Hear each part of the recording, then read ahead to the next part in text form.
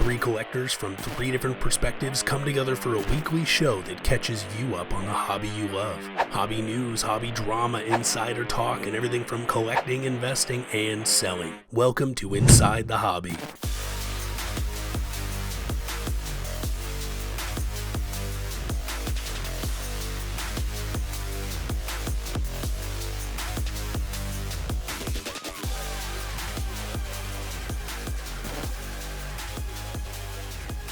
Hello, welcome to Inside the Hobby, Season 1, Episode 8. I am Frank AZHP, also Frank AZHP Collectibles, and I'm an idiot because I'm playing director at the same time as I do these intros, and I forgot to introduce myself the last two episodes, so real smooth. Hi, I'm Brian with Gray Street Sports Cards, and welcome to Inside the Hobby. And today is International Beaver Day. We're celebrating and spreading awareness about those little damn builders known as beavers. How's it going, everyone? Nick with Trading Frames here. Been a collector of cards since 2008, collector of autographs since 2016, and official seller since 2022. Yeah, the promotional intro there, Nick. Nice. So instead of saying something funny and witty, you gotta, hey, these are my creds, and this is how to find me. I'm breaking balls right away. Welcome, co-hosting with us here, Nick from Trading Frames. We got cool topics we're talking about. Brian, do you want to go over them so I don't have to Sure read? thing. All right, so first up, we're going to talk a little bit about CGC buying JSA and what that's going to mean for them. Then we're going to kind of tie into something that kind of means that leans into that as well with what do we think of autograph cards. Different ways of getting them, of course. Then we're also going to go in how do player controversies affect values, and should they affect values? And then we're going to go into product releases, kind of touch base on things from a little bit in March and some things in April that are coming out that we'll look at. And as always, end with our mailbag questions. Yeah, which we have 2 mailbag questions this week. I could have done 3, but we are going to attempt, once again, to try to keep this under 1 hour. We have failed every time, but last time we were close. We're like an hour and Very 4 close, minutes or yes. something. So We got this. So as of first topic, what was it again? All right, first thing we're going to be going into is the CGC buying JSA. So this story comes from a few different sources. It was something from Junk Wax Hero, kind of that I saw. Dan the Card Man, I believe, has something on there of that. And basically, JSA was basically purchased, which of course we know they're kind of like a authentication of autographs and things like that. When I was looking into the story of like why this was happening, is that CCG, the parent company of CGC, had a lot of people talking about that they wanted to have more authentication and autographs. And the only version that they had currently was basically through witnessed authentication or signature service series. And that was the only thing they really had. We're getting JSA. The one thing they didn't have was encapsulation. So now purchasing of that kind of marries the two together. So now here you have JSA that is kind of the other big authenticator to PSA at the moment, is now got an ability to be authenticated and encapsulated, much like PSA slabs are. Or PSA DNA. Yes, PSA. Yeah. Okay. And with that, it's also like a direct kind of competition there with PSA because of the price points going on with CGC things. Competition. So, love that. So I want to get your guys' thoughts on what you think of this purchase and what do you think it'll do for CGC and their arsenal moving forward. So kicking things off, what do you think about that, Frank, on this one? Nick, I have a lot to say, so I'm going to let All Nick right. go first. Nick, you can kick us off then. All right, kicking us off. I'm a big fan of JSA, and one thing I've always hoped for them was encapsulation. So this merger between the two of them with them buying them is perfect. When I was set up at the state show, I was right next to JSA, and I was talking to them about encapsulation and if they're ever doing it, and they kind of like looked at me like, oh, I can't talk about it. So like, it was kind of cool, like getting like a little. There was like a little like preview of like, oh, something could be happening, but I can't say anything right now. But it's really cool because then it really brings more to JSA to compete with Beckett and especially PSA now. Awesome. Very nice. I collect JSA. I am guessing that you, Nick, deal a lot with JSA already. Yes. Because you do custom framing. Yes. For cards, jerseys, 8x10s, stuff like that. Like, that's what people know you around the local scene for at the shows, and some of your online customers know you from as well. So, like, how much of your inventory is JSA authenticated? I'd say the majority of it's JSA, and then the other half of it would be more of Beckett, and then I have a few PSAs, but majority of like autographs I do have JSA. That's my go-to with the autographs. Okay. I mean, my knowledge on like autographs when it comes to 8x10 stuff or things that aren't cards, jerseys, things like that is not really that high because I primarily just focus on autograph cards and pack pulled autograph cards for that matter. But you know, I mean, I do have several like PSA DNA graded stuff that was autographed. But I've never really been much of like a traditional autographs kind of guy. So I don't know what they do when it comes to holograms on the items or numbers that you can look it up and things like that.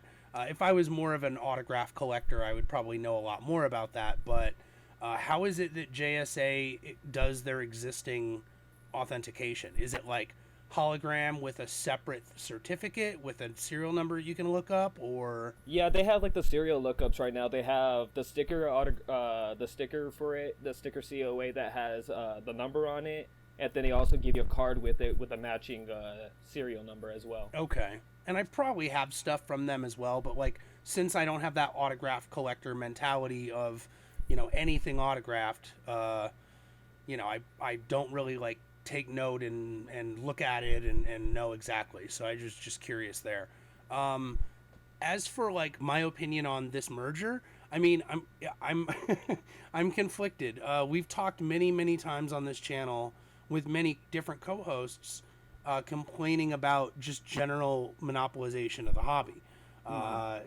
You know, it's been seemingly getting worse and worse. Companies are buying out other companies. In the 90s, we had, you know, 20 card companies and 5 grading companies and everything. And now it seems like it's getting less and less.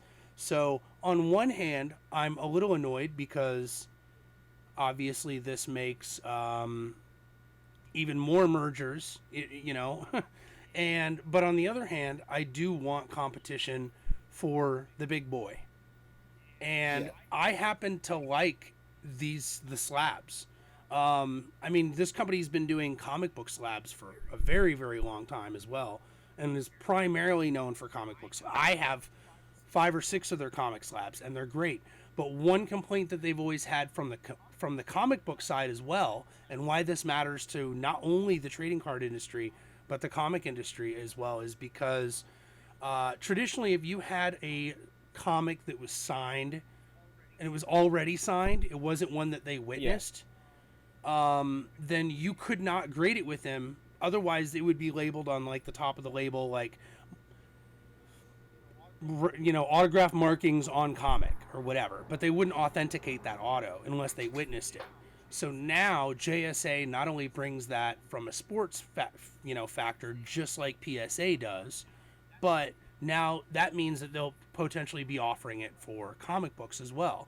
Before, if you wanted to do it from comics, there was another company, I can't think of it offhand, because I'm not, like, even though I'm a slab collector and I do have some slab comics, I'm not, like, insane into it like I am sports cards. So most of my comics are raw, but I think this is good. So I'm happy about it, but I'm also a little annoyed because it's still monopolization. But I like seeing competition in the market. It is good for the consumers. And to avoid repeating myself, Brian, what are you thinking about this? I'm kind of in the same mindset. Like, it's I feel like when I was reading this one, it was more of a merger that was happening because of the fact that both of them had complaints against services they weren't providing. It wasn't as much as feeling of buying something because they were competition and just trying to remove them to compete against. It was more like, hey, you do the thing we don't do, and we do the thing you don't do. What if we just get together and make this happen? And for that reason, it kind of really has me looking at CGC a lot more for even card grading, because Dan the Card Man even does a series on this talking about the guarantees you get from the graders. And what he found out was even just finding that CGC has more transparency and a lot more built around the seller, the submitter, and the buyer of cards than any of the other grading companies do. So you're protected more if there was a mistake on your card through CGC, and now with having JSA on there, it's almost like they're going to have those same kind of guarantees on there, that if JSA maybe had something, it's the same guarantees that are going to have to be there to fill that, which is kind of a nice thing to know, like that you're going to be protected more on that part. Something that I just kind of like to know about that. So here's another thing, and I don't know if any of us even have the answer to this, or if this is something that like maybe we'll have to do extra research on, but has JSA ever done like authentication on like normal cards? Like, do they do that? Do they take like let's say you do a TTM, you do it through the mail auto, you get it. Can you send that card? You can send that card to JSA and they authenticate it. Yeah, that's Absolutely. what you do for that's your what frames. These are actually. Absolutely, they do do that at the TTMs. That's what I do. A lot of my autograph collection is TTM itself. That's what these are. I got them in the mail, and I wanted to verify they're real. And when I was at the state show next to them, I took it. JSA checked out, verified they're all real, and they just put their little sticker on the backside of the card, so that way it doesn't do any damage to the front of the card or anything. Me personally, because I do framing, I do like it on the front of the card, so that way if I do put it in a frame, collectors that are getting it, they do get to see the sticker right away. I get that you would like it on the front from like a sales perspective, but I, as like a buyer, I would actually prefer it on the back, because then like I know it's there and I can still see it's authenticated, but it doesn't like, it's not like a random hologram spot right on my card, you know, because I see it as like art, you know, especially when it's framed. So but either way, I mean, cool. No, that's good. I feel like maybe only JSA needs to familiarize itself with is not really that hard, which is the pack pulled stuff, and that's easy to get information on. So I mean, no, cool, good competition. Nice. All right, with that, I think we can move into our next topic for the day, and that's kind of similar. And Nick, I think you were going to kind of kick this one off for us here on the basically going into the topic we were just talking about, autographed cards. Yeah, absolutely. I'm an autograph card collector, and personally, I like the on-card autographs. To me, it feels more authentic than the stickers, but the sticker ones also kind of help people that pull the packs like get it, like know that it's authentic through like Panini or Leaf or anything. Me personally, I do through the mail stuff, but how do you guys prefer like your autograph cards if you collect the autograph cards? Pack pulled. I would like to start doing TTMs. I've slowly been acquiring a 3,200 count box of nothing but basketball and football, primarily junk wax from 86 to 20 or 2007 or so, and it's all just base tops, base heritage, and it's all paper. I have all my like chromium stuff elsewhere, so basically just flagship brands of basketball and football, because I've been considering like having, I think it would be fun to do. So I've been considering that, but mostly other than that, just like I focus on mainly the pack pulled stuff. Okay. So if I do have anything that's TTM right now, it's stuff that I bought that was already in a PSA DNA slab. So hopefully in the future they will be in some CGC slabs as well, so we'll see. But yeah, That'd be that's cool how to see. I do. I guess the only other thing I do is, I do like autographed mini helmets for football. I'm on 5 teams right now. I'm trying to get a Hall of Fame auto mini helmet of every team in the NFL and their history. But as for autographs on cards, mainly just pack pulled. Would like to get into TTM. Okay. What about you, Brian? For me, autographs haven't really always been a big thing for my PC. But I just recently got an on-card auto of Damon Stoudemire. Met him at the Nice. March Madness Fan Fest event, and he was there doing signings. So figured take something down, have him sign it. I had a few cards of him, and thought maybe now's time to have it. And the only other autograph I've ever gotten was a Joe Montana signing on a football, which was another thing at the NFL Fan Fest when that was a Super Bowl back in 2013 or so. Other than that, as far as autographs go, I'm kind of like Frank. I'll be more on the pack pulled probably side if I'm actually collecting stuff specifically of a player. But TTM I would definitely explore, especially being a Sean Kemp collector. If he ever opened up and was gonna do some things, I might have him sign some cards just to have some I've got the only thing I've got duplicates of him on is some of his rookies that are not graded, and maybe send off some few of his rookies to have him sign or something like that, to just have in my PC of him, since my goal is to complete his playing years of cards for that. I think the TTM is just a fun experience, or even in person. Did this Damon Stoudemire cost any money? No, it was just you had to wait in line. They did a little interview with him, and he gave That's a little That's cool. spiel of how he went from being a player to a coach and all the people that helped him be there, and then you got to meet and greet him, and he signed one item per person in the line for that. So it was kind of cool. Was he U of A? Yeah. Yeah. He was U of he A, was the best U of A guy that went to the NBA before Bibby and Dickerson. Yeah. Yeah. Yeah, he was the first Final Four one, basically, it sounded like, from what he was talking about, is that his team got to the Final Four, lost, and then the following couple of years it was the Bibby or Jason Terry years where they actually won it. And that's Jason Terry was U of A too. I should know this because I was I was watching Wake Forest games instead. So I can't blame you. Duncan with everything there, I was watching. I was watching this guy in Wake Forest right here instead.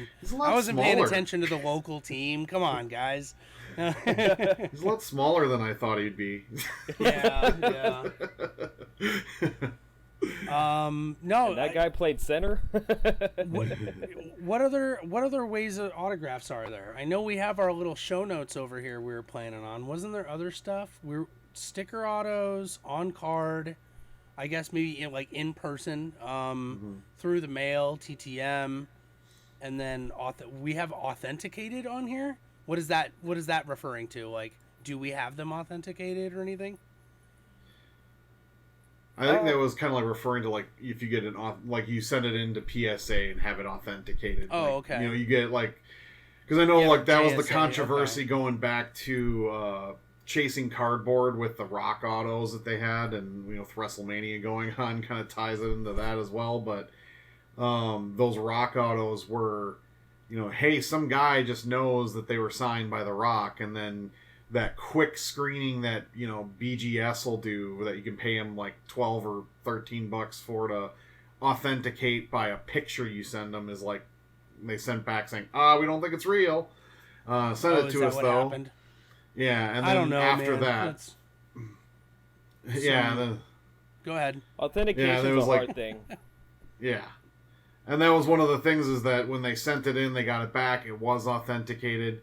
I do look at and see why in some of those cases authentication is kind of be for selling purposes is going to be important, is that the Rock and some of these guys, even when I was looking at Damon Stoudemire, they changed their signature. And we're running into that, I think, right now with Anthony Richardson of the Colts, is that he's changed his signature, and now PSA won't authenticate him, and so it is one of those things where that's why I think people want to make sure, because let's face it, it's just like a lot of other things. It's the most forged thing out there. You can see guys' signatures change in the same product. Yeah, like that's true. I've been picking up a lot of autos of one particular, two particular sets, and you guys know what sets I'm talking about. And I can see guys' signatures change throughout them. Definitely, there's no doubt. I mean, even when we were at that one game of that one guy got that printing plate signed, and he was like, I don't even know what he signed this with. This isn't what his signature was normally. Like, he even had to be like, what does this mean after the kid signed it? So, like, right there just goes to show, like, he's already changed his signature again, and that was live on card. We saw him do it. Yeah. Well, many times I've even seen, like, people's rookie cards, they do, like, full signatures, and then second year on, they're just doing initials now. Yeah, for sure. It doesn't make the authentication companies' jobs easy, that's for sure. No. Although I will say, an interesting story I was going to say about it with these the on-card and sticker ones that I will be looking for just to see is A.J. Dillon, who plays for the Green Bay Packers for, I think it was Impeccable. He did a bunch of signatures, and since he's also a collector and also does like breaks and stuff like that on the channel just for fun and things like that, his entire list of signed cards that he had to do for him, he kind of showed himself autographing things, and he put Easter egg signatures like on cool. like 9 or 10 of them. I love he put a knock joke. That. Yeah, there's a knock joke you could collect. Where, so like legit inscriptions, not just an auto. Okay. That's cool. Well, like even Wimpy, he did that inscription of, this is my first card signed.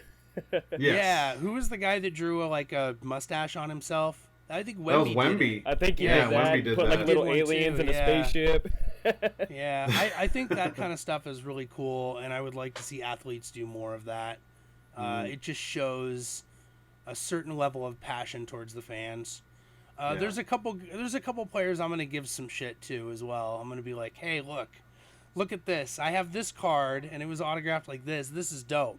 Now look at this. What am I supposed to do with this, bro? So, like, I don't want this. I want this. Like, just give them some shit. Maybe I'll give them, like, the auto that they did of, like, the trashed one. Like, here, take this, throw it away. Yeah, I don't know. I'll just break their balls about it.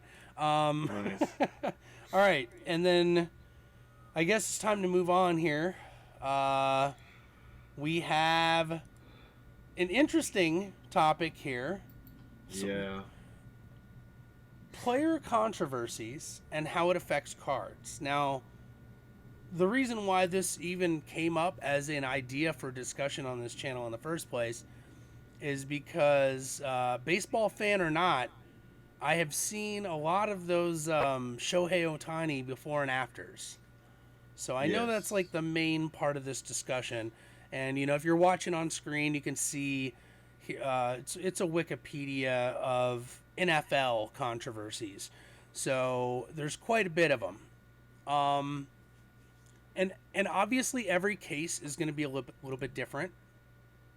But this will be an interesting discussion because there are some people that are they're just fond of their team, or they're fond of those players, or they're going to collect them anyway, or they're going to collect Hall of Famers. So if the person's a Hall of Famer, they're going to collect them even if they're a piece of garbage, etc.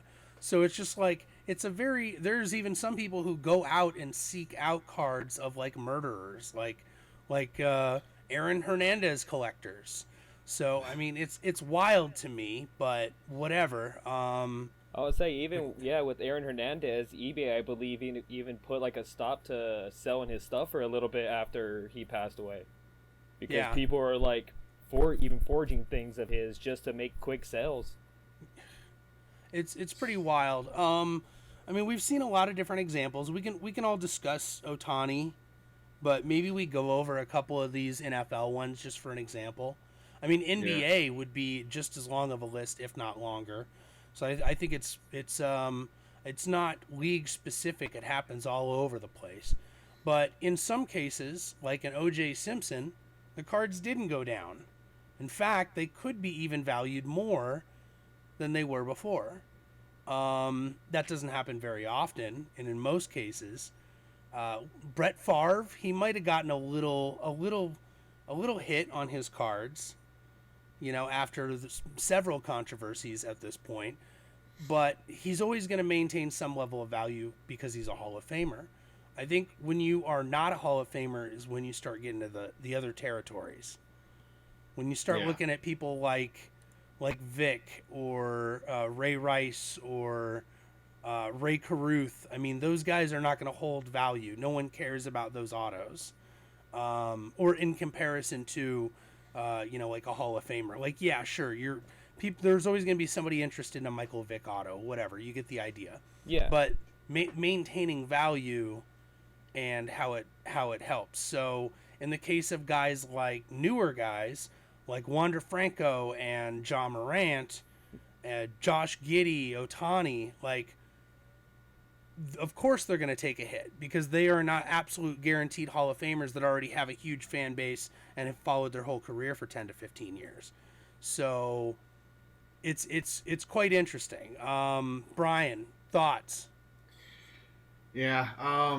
For me, it definitely, as far as the controversies of affecting their values, it's been baseball's like I've seen the biggest hit on that, mainly because obviously Wander Franco is tanking to almost nothing, which, and even when that whole controversy went around, I would ask dealers that had baseball when I would go to shows saying, what are you guys doing with your Wander Franco? And a lot of them actually said the same thing of, like, they just pulled it. They wouldn't even sell it. They're just like, they had no respect for him, and they were like, I'm not even going to even try to sell it. Those that did have it, that had a lot of money into them, they were like, whatever I can get. If it's $1, $2, I don't even care anymore. Just take it. And so he obviously took a big hit. Shohei Ohtani, I think, is interesting. We've seen him hit like a 50% drop in some cases on his cards.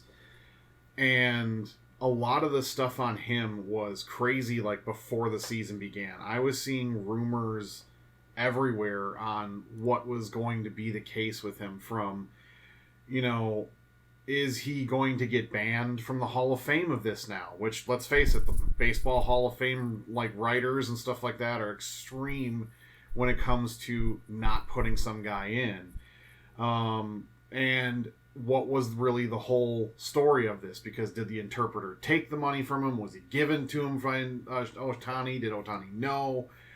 I even heard rumors that Ohtani wanted to be traded back to the Angels before opening day as one of them. And I was like, that was just such a bizarre rumor. And of course, none of it has come true at this point. It does kind of lean towards more like Ohtani was a very good friend to his interpreter and thought he was just helping him out and had no idea what was going on. And then after was kind of like, what the heck was this guy doing? But it has hit his values. And for the fact that it has is just kind of like, I don't know long-term what it's going to do to him. Because if he continues this path of his career, at the moment he's looking at being a Hall of Famer in baseball, but he still, in a lot of people's minds, needs to come back to pitch. And then will that also raise his values back up if he's pitching and hitting and doing it at a high level and goes all the way in? But we will never know what the writers think until that 5-year gap when he's allowed to be on the ballot for the first time. And we know they've held grudges. Just look at what they did to guys that are basically Hall of Famers that they won't put in despite what they either did or did not do in their careers. And so that part I don't know for Ohtani. Yeah. I mean, like, the fact that there's how many greats in baseball that are not in, from Pete Rose to Barry Bonds and things like that, that they were Hall of Famers regardless of what they did. They played the game at a high level. So it'll be interesting to see, because that will impact his value if writers hold that same level to him as well. So what do you think about it, Nick?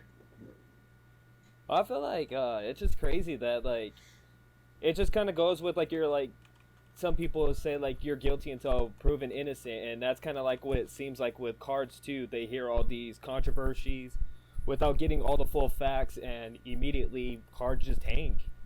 And I think everything is just biased until the facts come out. And I think once it all comes out, whether we find out if he was a part of the whole betting scandal, that would really tank his cards. But if they find out he really had no part of it, I feel like it will start gradually go up, but it won't be back to where it was. Because I feel like a lot of people still hold on to that. Yeah, a lot of it is public perception.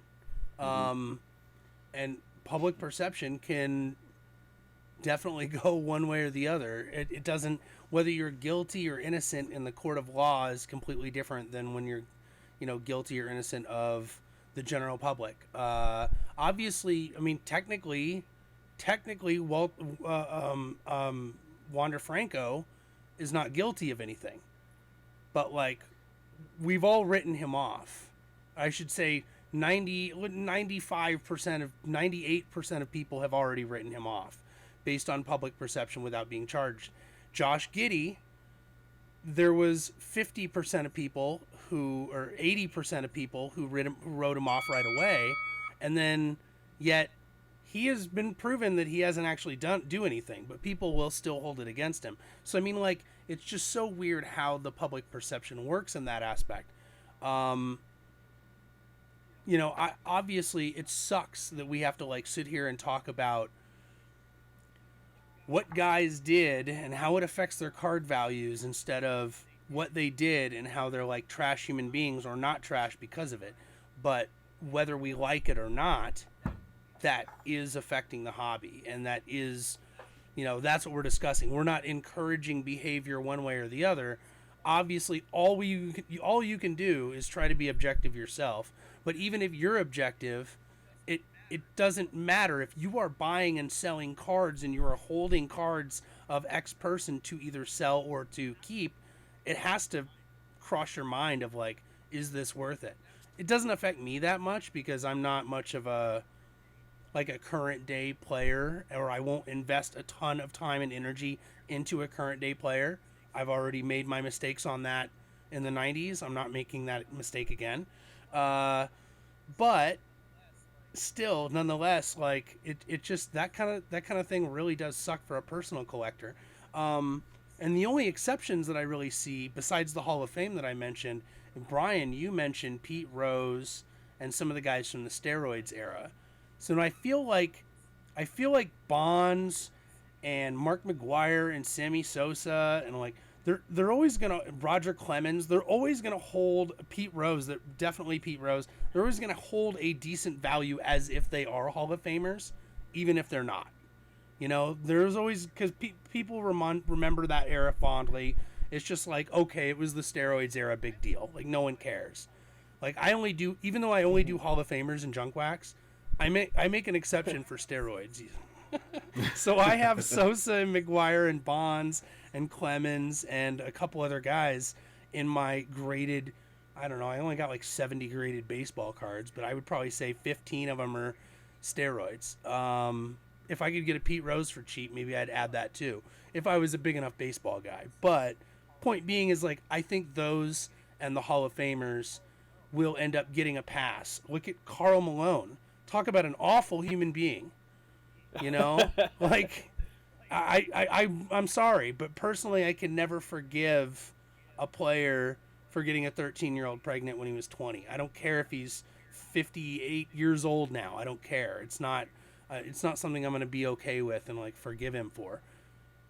With that being said, I probably have about 4 or 5 Karl Malone cards in my collection from the early Fleer years and whatever other BS, because I collect Hall of Famers, even if they are trashy people.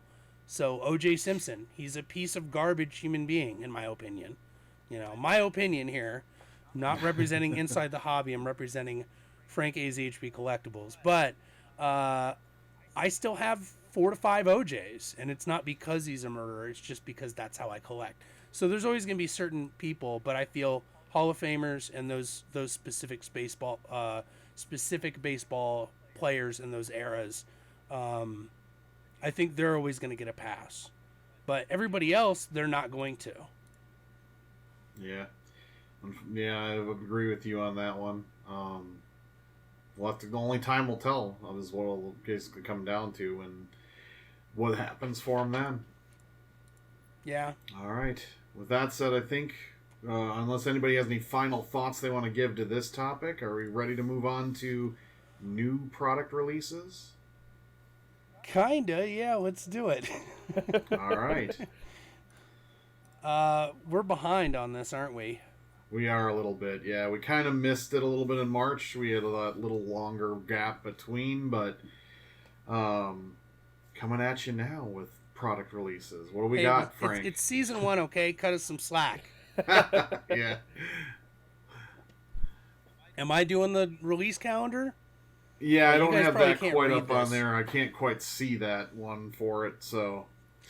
All right. In that case, so yeah, we didn't really cover March releases. There were a couple things in March release. I think Topps Chrome Formula 1 was March, even though it was scheduled for January. And I was into that. It might have been February, but I don't think I don't know, maybe we did cover it on like episode 2 or 3 or something. I don't know. Other than that, what else came out Topps Chrome UFC came out. And people are very conflicted on that. Are you any of you guys UFC guys? Slightly, Not but me. not like No. huge. Okay. I mean, I heard a lot of negative things, and they say that they wish they had Prism. I mean, this is just what I've heard, so clearly, it's not like I'm not taking a large sample size here, but I heard a lot of people complain and say they wish they had Prism, but Prism UFC was like $900 a box, and you'd get 6 or 7 numbered cards and an auto or 2 or something. And this Topps Chrome UFC is 1 auto every 2 boxes or something, and it's $250 a box with 3 to 4 color a box. So it's like, it seems to be about the same or even potentially a better deal. But I guess some people are fond of Prism because of the last 3 or 4 years as well. But other than that, I haven't really heard anything else that came out in March that was super significant. But those 2 things were listed also because I'm a big Chrome guy, clearly. Yeah. I will say, I definitely think that whole negativity is around the Prism fanboy club. You can kind of see that thanks to certain people that we know will talk about that product heavily on their channels and so on, that I feel like that's why that product gets... Dude, I don't watch any of these channels. I don't know which ones you're talking about unless you call them out. You've mentioned he's our I've favorite never one seen that him. we got our most fan feedback Jeff from. Wilson. Oh, yes. Okay, yeah. He's from day one, his channel has been about Prism as one of his favorite flagships of the year, basically. So hold on. Where's my calendar date episodes without having to talk about Jeff Wilson?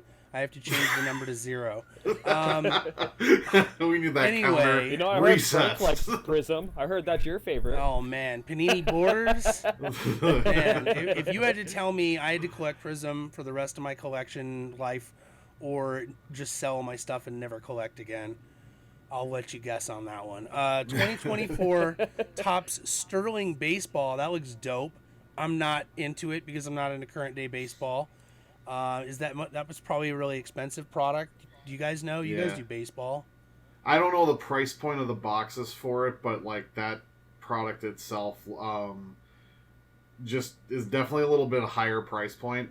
Yeah. If there's singles that come out of it, I'll be looking for certain guys, of course, but you can just buying say a box, Brian. probably not. Yeah.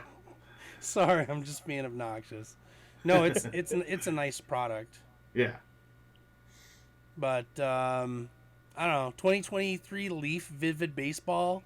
Those are cool. Is that young guys or old guys? Not sure on the set list for what unlicensed. Some people are not going to want it anyway. I like Leaf. I think Leaf's underrated. Yeah. I do too. They definitely have some designs that will appeal for if you are seeking autographs and things like that of players for on-card stuff. They have some really cool designs of that stuff. Yeah. I know it is a little tougher to grade, so for people that do want to have that stuff graded, it does feel like the graders have been a little harder on that stuff recently. Just something really? to do. Or you're talking about the autograph authentication though, right? No, it's the card grade itself as well. Really? It's the designs of Leaf are not always like traditional. Like some of their designs like almost have a look that they are off center, but they're not. They actually purposely put the border to be slightly to the left or right, and then therefore they get marked off center when they're actually centered. So it's almost like a Leaf's kind gonna of need leaf. a yeah, exactly. They're gonna do their thing. Like, so I really like Leaf, but I mean they do some pretty dumb stuff sometimes, or like what is this product, or what am I looking at, or why, I don't know. But I don't know, I like Leaf. I wish I should buy more Leaf. Next up, Panini Revolution Basketball. This is, I guess, a really, really big set for player collectors because of all the parallels. So I don't know, because I don't do Revolution. I don't like it. I'm kind of excited to see how it is. I'm not a huge like parallel person. Call me basic. I'm like more of the base cards than all the different parallels, but like I do think Revolution has some good designs to them. Yeah, for that one I would probably pass as well. Especially when it comes to like player collector cards like that. I'm more the photogenic stuff. Anything where I can see the player and the background is the court and the or the field. It's part of why stuff like Stadium Club and stuff like that are more where I would go for player collector cards, because the photographs are just better. I mean, this Revolution design every single year, it gives me like late 90s Upper Deck vibes, like the weird Upper Deck, maybe not UD3 or EX 2000 or 2001 or something, but like, I don't know, some of their more weird experimental ones. They look pretty obnoxious. I'm not into it, but then again, I don't know, I'm not into it. They got way too much going on. Like, look at you got everything except for the player cutout. Player takes up 10% of the card in the middle, and then like you got wavy design, you got wavy design here, you got dots in a circle, you got name in a line down. I mean, come on, how much stuff are you going to put on the card? Like, can you keep it a little more basic and simple? Let me see the shine, but I don't know, whatever. It's old man yells at cloud. No, I'm there with you as well. The one other thing I wish, kind of like nodding to like a lot of the developers, is there's so many parallels and it's tough to tell which one is orange versus red sometimes with this color scheme, because the orange that they're like referring to is a small segment that if you don't know that, you're like, well, I have the orange, I guess, not the purple. And so putting on the back to kind of like declare what these were would help so much more than just the serial numbers or the parallels, because if you are trying to collect it, you want to make sure you get the right one. And if you just put like a little simple thing like what Topps does with their refractor, saying refractor or something like that, or X-fractor, at least lets you know what you got, kind of a thing. It would be nice if they like could label the backs too, but I mean, hey, that would raise printing costs. Oh yeah, so then it'd be another $300 to the cost of the box. Panini Immaculate Football. Beautiful product, probably player worn mem, which I have 0 F's about. People like them though, and I'm not the norm in that situation. Look there's a decent Anthony Richardson auto, like right there. Yeah. Talking about his auto changing, that's different than some of his others. AR. But it's too expensive for me, and I don't do Panini. That's actually, I think, the one that A.J. Dillon's stuff is in. So, like I said, those will be ones I'll be looking for singles of him, just if they get out there. Like, as a Packer fan, it'd be cool to have at least one with his, like, either Packers nod or the knock-knock joke. It'd be just kind of fun to have one of those. Two kind of pretty high-roller products, so none of us three probably will be picking that up. SP Game Used Hockey. That sounds interesting. Is that a mascot card that they're showing there for the preview? That's cool pretty awesome. Right there. I mean, no, even for a mascot card, that's cool. Yeah, hell yeah, I'd get that. Even though I don't do a lot of like current day hockey, Upper Deck SP has always been a solid product since the 90s, and nothing's really changed. I don't know the particulars on who's being released in here and who's not. I know that's a whole big thing now with current day hockey, is who's getting released when and what year and what series.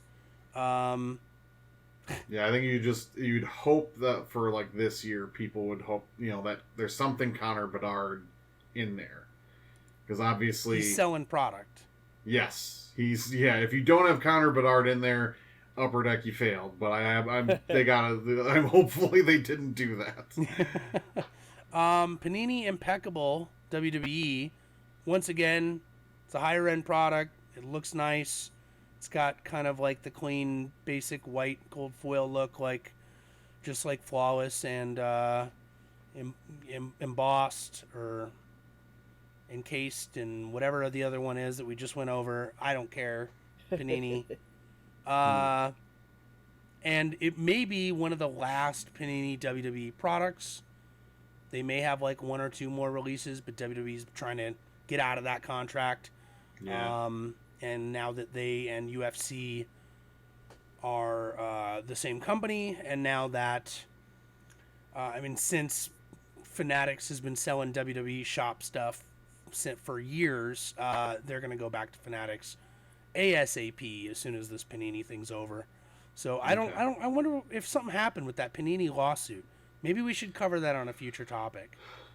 Yeah, I can look into seeing if anything ever came up about it. It could be one of those where it's just in that pre-trial area gathering information kind of stuff, so it may just not have much there yet. Maybe we'll convince Mario to come on the show for that one. Yeah. 2024 Heritage Baseball. What's the design here, guys? I don't know baseball years. 75 tops. That looks like 75 was I that close? Tops. Is this 75? Hey! I don't know baseball for shit, but I was close. Yeah, that one definitely is. I'll be interested into maybe like going through getting that, especially if they do like some Hall of Famer remakes in it. Just because one of my chase cards of something I'm going for this year will be a Robin Yount rookie card, which 75 was his. So it was him and George Brett that were in that 75 year. So it'd be cool to see if like they have their rookie cards as like runs in there, or whether it's in there for the like collect, because they were really the two biggest names out of that year. So if they're in there, those will be two I'll be looking for. Are you into these, Nick? I probably Are you into won't Heritage? get these ones. I mostly collect basketball, but yeah, these ones I probably wouldn't pick up. I hear a lot of people complain about Heritage baseball collectors. I think it's just because it's always on the shelf retail. Mm-hmm. I don't know what you can pull hobby, but I'm telling you right now, Heritage football and Heritage basketball. Ooh, I miss it so bad. I miss Archives and Heritage so bad in football and basketball, just because I do so many of those like classic years and those classic designs. I love seeing the new players and the old designs. And Topps does it for like every insert year ever too, in every product, no matter the sport, where they have like 1 year that they do like a classic of. They got them in every year, all 4 years of Formula One. They used old classic car card designs. They do it in baseball. They're doing it in basketball with the McDonald's All-American and OTE for every year. So I mean, like, I really miss that kind of stuff. Maybe people are sick of it, and I'm outside of the norm. But if I was a baseball guy, I would be all over Heritage, and I am jealous of baseball collectors to be able to go get a blaster of this anytime they want. Yeah. Yeah, I like the classic throwbacks of it. Like, you're not gonna. I think the biggest thing with all that stuff is you're not gonna get a ton of value maybe on those boxes, but I'm not buying it for the value. I'm buying it for the nostalgia of going through and looking at old cards. Like the backs of the cards to me sometimes are better than the front in some of those designs, where it's like, man, I love that. It's just like a great design of cards. Feel. Yeah. Like, I mean, I get the plastic started in 93 in Topps. I get it. But 92 is like the last year that really had like the nice feel on the back, the old cardboard feel. Man, I miss it. All right, what else here? Well, no, it's nice and easier to like sort through the cards that way too, instead of these plastic cards where they stick so much. Yeah. I don't know how many times I've gone through and be like, wait, where did this card come from? Oh, it was stuck. Oh, okay. Yeah. At least they don't stick like 90s cards in bricks. Oh my god. Well, I mean, I guess we'll find out when we try to open a 2022 box in, 2035. But next up, Panini National Treasures NASCAR Racing. I mean, once again, I don't care. It's Panini, and I don't do NASCAR. I only do Formula One. Do you guys care? I don't collect NASCAR. No, I know Okay. I got friends that are big into NASCAR that they would probably be into it, but like, if they were like telling me to go get some stuff to get some of their drivers, that would be the only way I would be grabbing anything. Is fair enough, because I go to more shows than they do, so that would be about it. Oh yeah, Panini Crown Royal Basketball. So kind of based on that old Pacific Crown Royal. Do you guys care? Is that high roller or kind of mid range? I think it's more mid range from like what I've $600 seen. a box or $500 a box. Still overpriced, maybe. Yeah, it's still a little overpriced in my opinion. I love that old like the Pacific version of it. Panini. Like, Pacific stuff was great. Yeah, it was. Like that takes me back like to that. There, like the pinnacle designs and everything around that. I did like, but I don't like the way Panini does it. For some reason, it's not as.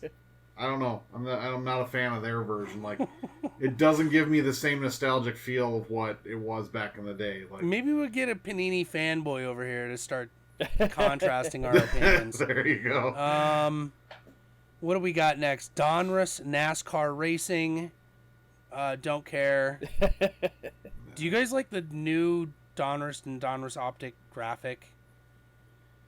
I haven't seen it yet. For this year's? It's got like you have. It's the squares. It's the same in all the sports. Mm-hmm. Then, oh wait. I don't know. We haven't got. We don't have optic. We don't have optic football yet. I don't think. We don't know. We don't have optic basketball either. I think that comes out on this list here.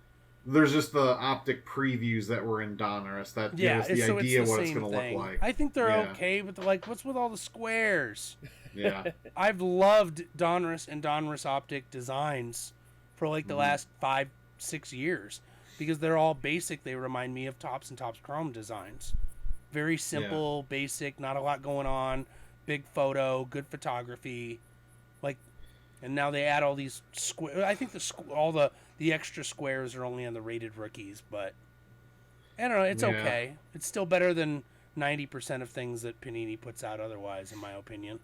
Yeah, and for the rated rookie part of it, like when Optic does come out, those will be, I like getting Optic rated rookies as well, just because, I don't know, there's something about that takes you back to the old Donruss, like baseball days of like when rated rookie was on there, and like it was some of the first rookies that I remember as a kid that actually had the word rookie on it, because otherwise you had those years like even like 87 Topps, you didn't know it was a rookie until you found out like that was his first printed one by looking in Beckett. They definitely leaned on that rated rookie as soon as they got the stranglehold on the hobby exclusives. Yeah. Yeah, I like the look of optics. I haven't seen how the new ones look, but I've always liked the look of the optics because, like you said, Frank, like it gives you that Topps Chrome feel with it. Yeah. And it's nicely priced. It's not too overpriced or anything. I think they're nicely priced. Yeah, regular Donruss is very nicely priced, and the Optic is, for the most part, nicely priced. In comparison to other Panini products, I mean, it's still 3 times as much as a Topps Chrome product. Like even now, look at Topps Chrome Baseball is how much a box? $220, or you can get light boxes for $120 or something. And you buy a Donruss Optic box, there's $600 to $900. Yeah. So I mean, that's the big problem for me. But that Panini gonna Panini once again. But at least they do basic good Donruss designs. which are, Well, of right now course, with then them- forward to Optic. And then now with them losing a lot of the contracts, they're just trying to get whatever money they can for whatever. For sure. Yeah. They only have certain licenses left, and then they're done. Yeah. So, Leaf Muhammad Ali Legacy Collection. That sounds awesome. I would say that sounds really awesome. I want to look that up right now. I wonder if... I'm supposed to be doing a show, guys. What the hell? I know he's This- passed away, so like I wonder if they'll have any like autograph cut like cards of his in there, like how they do like some of the presidential cards and Oh, stuff. for how sure. they'll Oh, have, like, the yeah. cuts. I'm looking at I'm the wondering promo if they'll sheet have- right now. Yeah, that'll Bro, be a great these... collection to Oh, look my into. God. These look so sick. Scheduled to release on April 12th. Oh, so one not box... too long. One box per case. Okay. One pack per box. So one pack equals one box equals one case, guys, just so you know. Okay. Would you like to buy a case of this? It's the same price as a pack. 18 cards per pack. So you buy a case. A case is 18 cards. Sheesh. Okay. I wonder, I don't know. There's the sell sheet, but I don't know how much it is. Oh man, that looks so sick. Yeah, they got like chrome, then they got like the typical Leaf big jersey or worn, chunky stuff as Leaf does, and then a ton of hand cut autos. Why is Cool. there a Babe Ruth in this product? Oh, it's a booklet. Okay, interesting. Muhammad Ali okay. Babe Ruth booklet. Okay. And there's another one that is Muhammad Ali and Cassius Clay, so that's kind of cool too. Can't imagine there's a lot of Cassius Clay autos. All right, I'm going to move on. Anyway, I thought that was cool. 2023 Upper Deck National Hockey Card Day. I assume those are like little promo packs. Yeah. That's what We it probably sounds like won't to get me. too many of those in the Arizona area, but plenty of places up north, eh? Maybe they'll get them. Yeah. You see what I did there? Yeah, it'll be interesting because like I've seen a lot more people here because of Connor Bedard. Like I feel like there's a lot of Chicago people here in Arizona like that. At least there might be a little Good. bit more than usual, and therefore they would probably be chasing a little bit. Because like even when I was at the show just a few weeks ago, the big one downtown, like I heard several tables where they were talking about who had Upper Deck Series 2, and I was like, I haven't been to a show where people were talking about ripping and opening hockey product. And Yeah. so that was just kind of interesting to hear several tables, people talking about who has Upper Deck. And, Yeah. and so on. So maybe it's going to start to grow here, but Yeah, I never see hockey at shows. no. But I there's mean, like what, that's just one regional guy. thing. We're all Arizona, so clearly, That's a big difference out here. There's not much, unless you like the Phoenix Coyotes. There's no hockey speaking fans of out the here. Coyotes, all of us should be going to Coyotes games right now. They're in that like really small stadium. Mhm. I was talking to Yeah. somebody that went to a game the other day. They said it was awesome because there was so few people there, or like stadium wise. Yeah. So maybe we should take advantage of it while we have the team here. Mullet is definitely Well, worth they I don't know just how much the tickets did are. that announcement that they're going to try and do that new arena in North Phoenix. Off, That's in Scottsdale June. Road. Yeah. We'll see. They failed a lot already, but I guess that's another discussion for another time, huh? Oh yeah. Yeah, I did see it's going to line up with some things we have planned down the road because it's actually June 25th is when that auction takes place, which with our schedule, there's a lot of things happening in hockey Yeah, on June yeah. 25th. Yeah, absolutely. Topps Chrome Black Baseball is coming out. A little more high roller. Isn't it like two Yeah. cards a box for $300 or something? Or Yeah, I don't know the $150? price point, but It's yeah, nice. it's expensive. It's another one kind of like that pristine Topps where you're going to get good cards out of it. It's usually some of the better known players, a few rookies, a few prospects, but overall you're like, it Higher feels risk, like you're higher going to reward. yeah, it's a high risk, high reward kind of feeling, but not a price point I'm willing to pay to go get stuff. Maybe singles if You I find cheap stuff. bastard, you. Yes, I am. Upper Deck Black Diamond hockey. Black Diamond's always kind of been like a lower end product, and at least in football and basketball over the years. But I don't know what it is, how it is in baseball here or in hockey here. But I always like the designs of Black Diamond. Like, there's something about like it.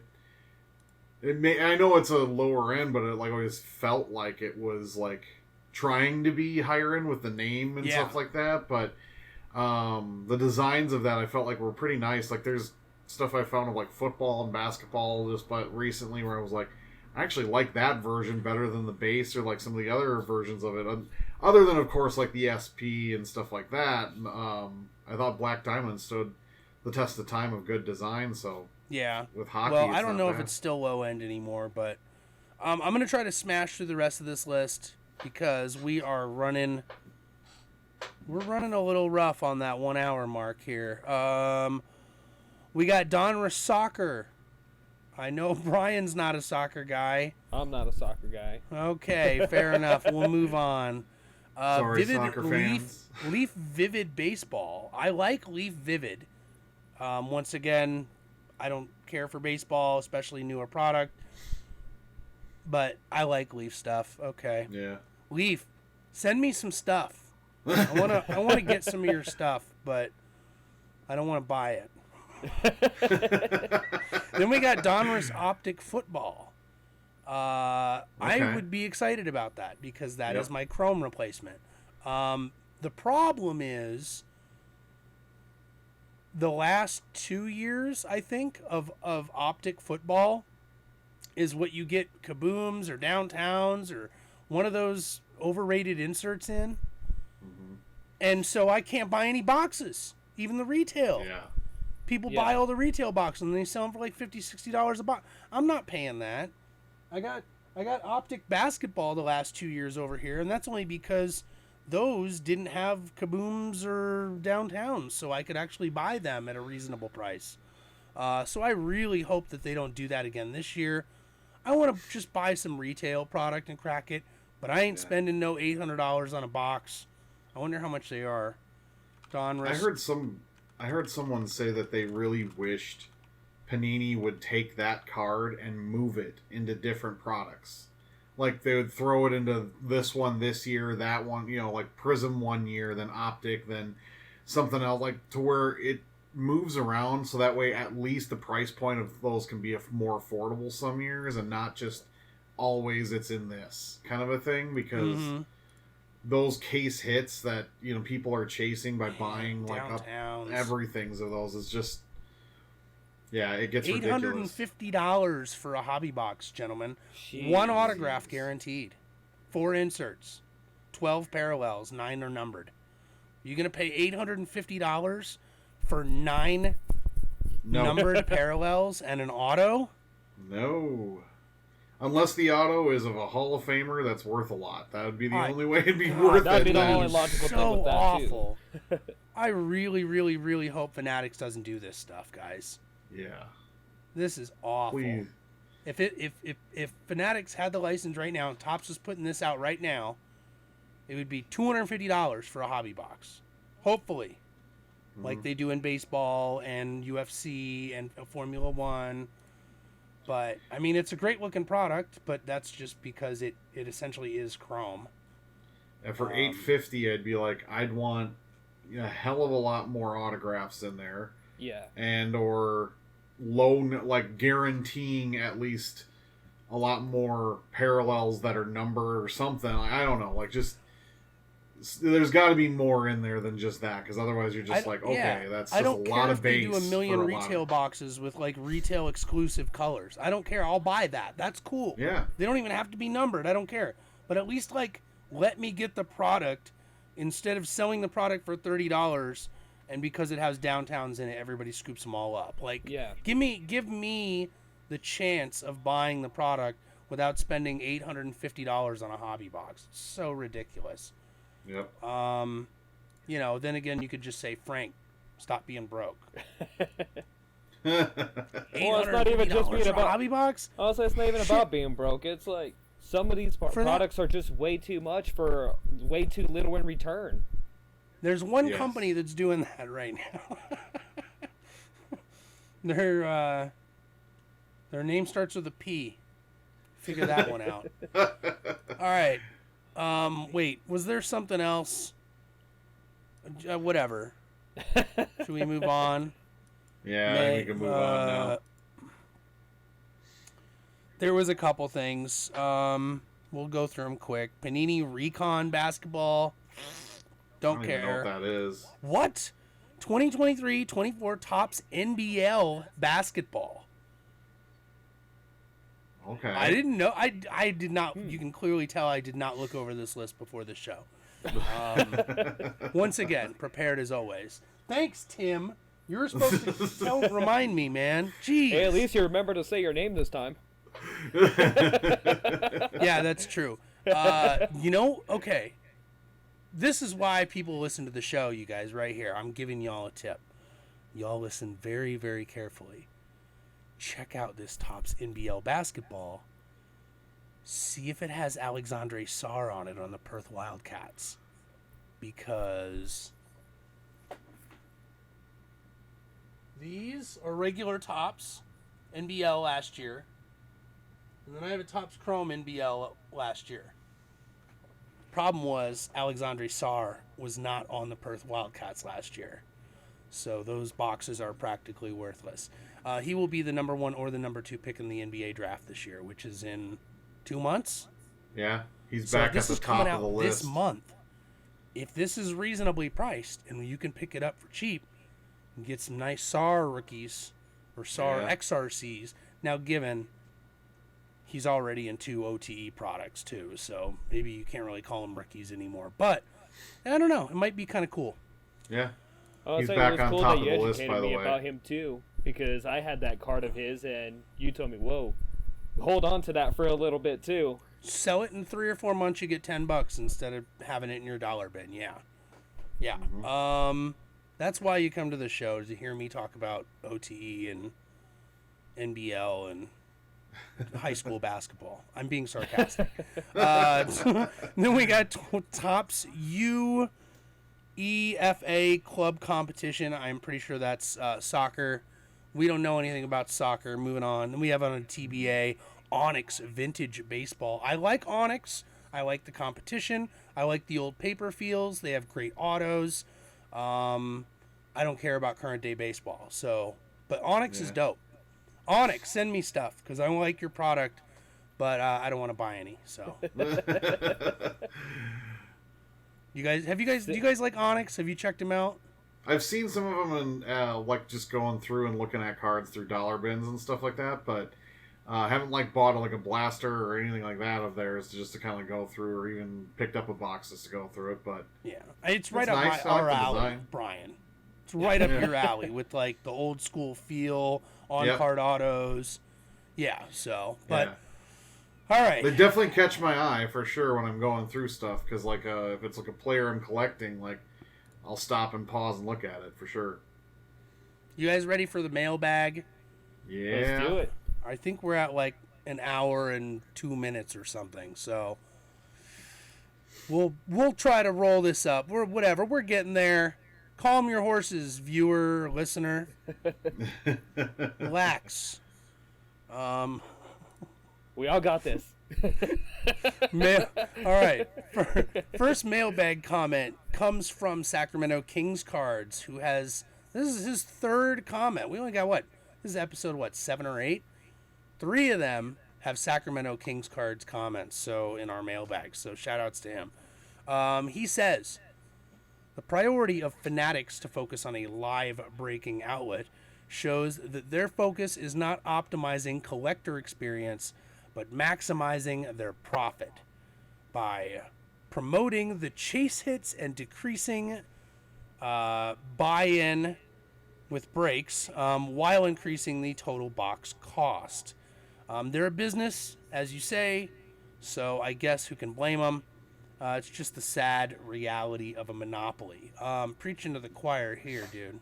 Yeah. Oh, here's that monopoly word again. Yep. Man, people who love getting on their knees for billionaires will probably hate our show.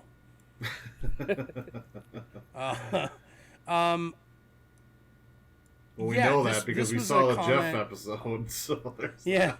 this was a comment based because we had a conversation about Fanatics. What were we talking about, Brian?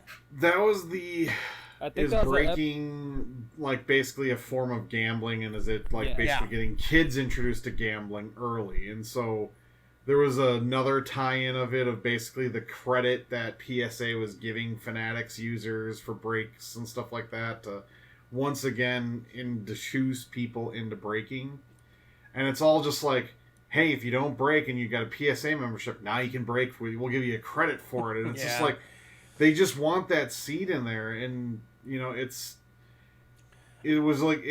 mean, even we always tie it into video games, but you saw that in the later versions of the video games where you always got the game and it had an X amount of credit to get you to buy MUT packs, and Yeah. because they know once you break and open so much, you're going to get addicted and do it more. And that's Yeah. their whole thing, is at least give them enough to make them actually put money into it. And then once they're in, you've hooked them and they're not going to give it up. And that's the sad part of it, is like, Yeah, and obviously this is different. Like Fanatics Live is different than Fanatics, or which is different than Tops. Like, yes, they're Yeah. all still technically the same company, but I have a little bit of faith in the way that Tops is run, that they know what to do. They know roughly where to put the price points, where to keep the quality control. They're always going to make certain levels of mistakes and things like that.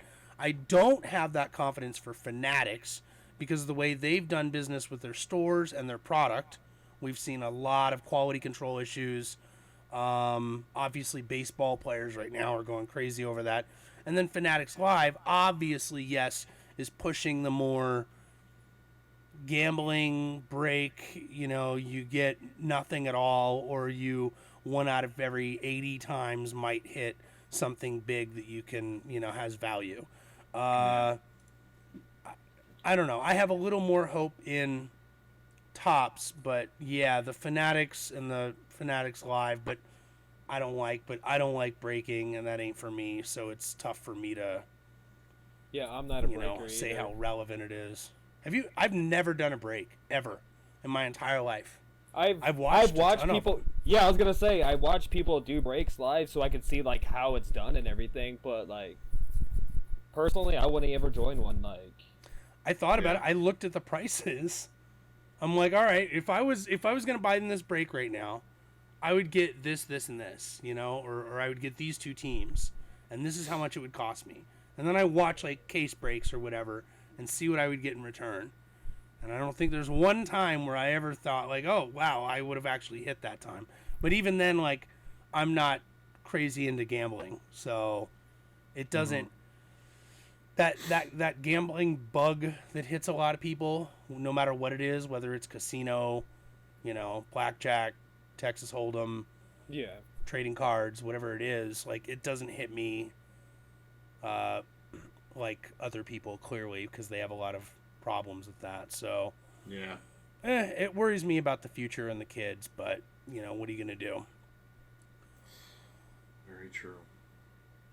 Next, from Drew Tang NYC, aka Dars 90s Cards, who has some of the coolest basketball cards I have ever seen in my life. Beautiful collection. He is on the hobby boards, and I think he's on Instagram too. Interesting side note about the discoloring of acetate skybox cards. Jean of Arena Design had done a ton of interviews during and after COVID, so I forget which particular video she touched on this, but she said that certain areas of acetate sheets were faulty.